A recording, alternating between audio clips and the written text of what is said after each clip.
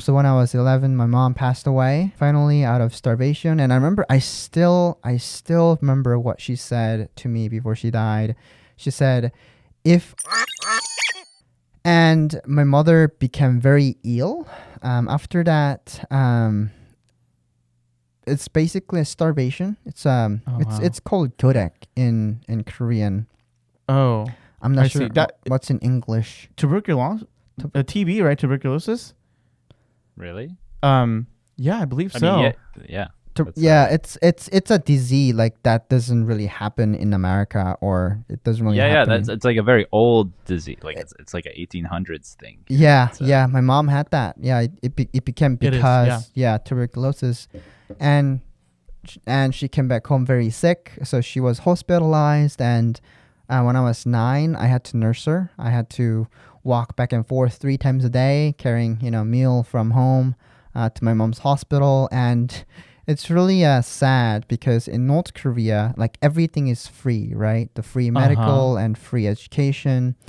But because North Korea is so poor, you can't really afford, like the hospitals themselves can't afford to buy medications. Or meals, it sounds like. Yes, even meals, yeah. Wow. So as a patient in the hospital, you have to find your own medications and you have to find your own meal.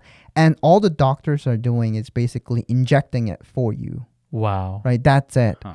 And even and so my mom, like we were able to my aunt helped us a lot at the time when my mom was really sick. So she would send packages from Sariwon to Changjin. And in there she would send a lot of medications and like rice and some food. So she would so I would bring that to my mom, and I would just like take out her bathroom situations and everything, because she couldn't walk, first of all. And I can't really remember if there was a restroom in the hospital. Like I don't remember it, so I had to literally take out everything outside and then just dump it. Whoa. So the hospital's just a room with a man who's a doctor in there. There's nothing else in there, sounds like. Well, it is a building. It is a big building. Right. It's like 4-story tall. It's like many rooms. But yet there's nothing in there. It's it's like a haunted house, if you will.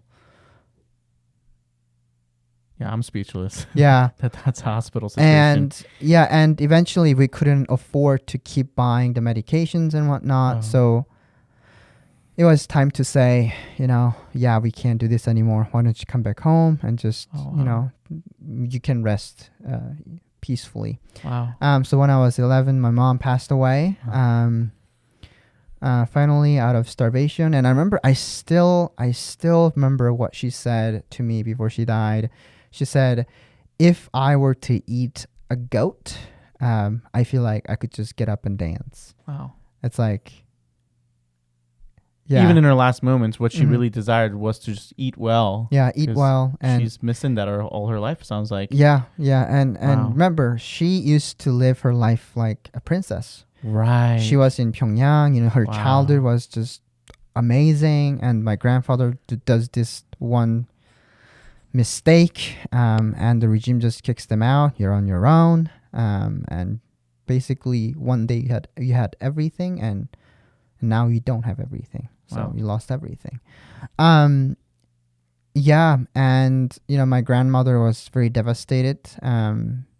And she was just crying, just saying, like, how dare you go before me, And also, like, my grandmother didn't like me that much because my father was also alcoholic. He was abusive. And I found out this from my grandmother, that my father had been very abusive, even worse than the first one. And one day he came home drunk and he threw a metal potlet that is like really heavy. And he threw it and it landed on her feet and it shattered her feet bone. And she had to like escape, like literally limp her like away from his abuse to my grandmother's house. And my grandmother really hated him. Like, yeah, I mean, that's understandable. Yeah. It's like, like I understand that, us parents, made worse mistake. Therefore, my kids are paying for that mistake with us. But I can't let her go back to you, right? Because you're abusive. But my mother had no choice because, well, she has me. And also she has glimmer of hope that he's Chinese. So one day he was a ticket maybe, to escape, possibly. right? Yeah, so he's a ticket to the paradise, basically.